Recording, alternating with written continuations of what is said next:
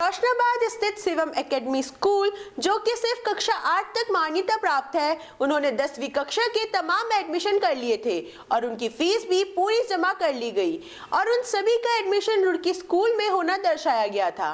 जब 10वीं क्लास के बच्चे परीक्षा देने रुड़की स्कूल पहुंचे तो उनसे यह कहकर पेपर छीन लिया गया कि उनकी फीस जमा नहीं है।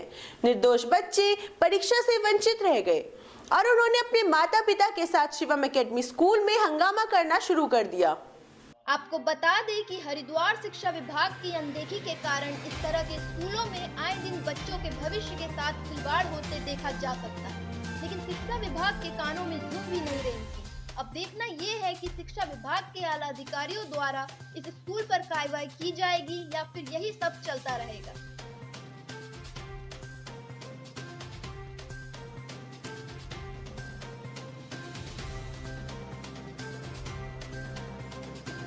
हमारा जो भी सारा फीस है वहाँ पे जाता है, जमा होता है और यहाँ पर हम रेगुलर अपना फीस क्लियर करते रहते हैं। एनुअल चार्ज से लेके हमारा जो मंथली फीस है सब क्लियर कराया जाता है। अगर एक मंथ का भी फीस क्लियर नहीं होता हमें घर भेज दिया जाता है। एनुअल चार्ज तक के लिए घर भेज दिया जाता है कि तुम्हारी पढ़ाई नहीं हो रही, पढ़ाई नहीं होगी और बोर्ड चल रहे हैं हमारे। और प्री बोर्ड में हम जब पेपर देने गए वहाँ पे तो हमें पेपर देकर और पेपर छीन लिया गया कि तुम्हारी फीस क्लियर नहीं है, क्योंकि इन लोगों ने शिवम एकेडमी सर ऐसा हुआ था। हम लोग को बोला गया था कि हमारे प्री बोर्ड्स के एग्जाम्स थे और हम लोग को बोला गया था फी क्लियर करने के लिए।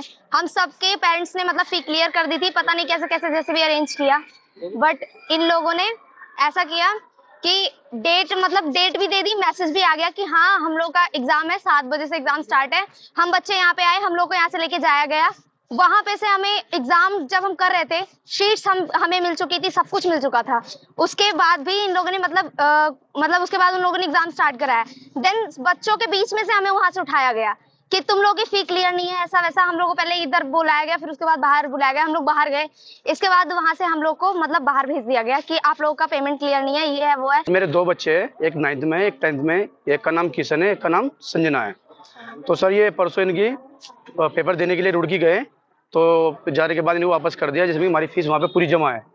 इन बच्चे को वापस कर दिया और अब जब वहाँ पे पेमेंट जमा करने के बाद में जब पेपर लिया जाएगा, 2 पेपर इनके कैंसिल हो गए हैं।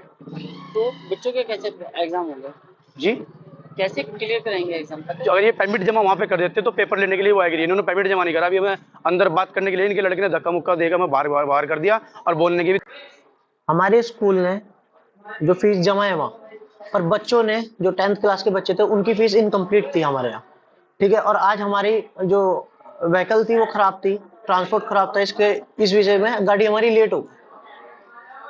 तो बच्चों का आगे एग्जाम कैसे कराएंगे? परसों एग्जाम उनका हम कंटिन्यू कराएंगे। जो एग्जाम आज उनका मिस नहीं हुआ, हमने वहाँ सूचना दे दी थी जहाँ एग्जाम होना था कि आज की जगह हम परसों उनका बच्चे आएंगे, परसों पेपर कराएंगे। आपको जो बच्चों के स्वास्थ्य खराब से लेकर क्या किसी बच्चे का स्वास्थ्य खराब नहीं, बच्चे ठीक है। 21 से 22 बच्चे शायद उन्होंने कहा छोटी गाड़ी की वजह से।